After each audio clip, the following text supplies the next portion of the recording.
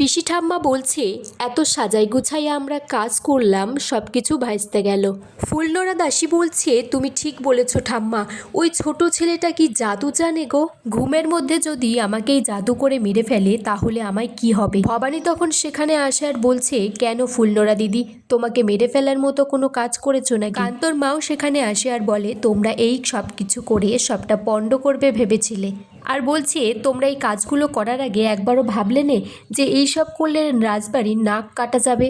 ভবানী তখন ফুলনোড়ার হাতটা ধরে বলে দুধে যে কালি ছিল সেই কালি তোমার হাতে কি করে এলো।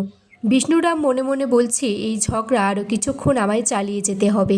ওইদিকে দেবীপ্রসাদ নিশ্চয়ই নিজের কাজে লেগে পড়েছে। ভবানী বলছি যারা যারা এই রাজবাড়ির অমর্যাদা করবে, বাবার পুজোর অমর্যাদা করেছে, তাদের শাস্তি অনিবার্য। এদিকে দেবীপ্রসাদ কাঠের বাক্সগুলোকে হাতে পেয়ে গেছে আর একটা কাগজে লেখা আছে সঠিক সময়ে মশালের আলো জ্বালিয়ে গোড়া সাহেবদের কাছে এটা পৌঁছে দিতে হবে। সত্য আর দেওয়ান মশাইও নজর রেখেছে দেবীপ্রসাদের উপর।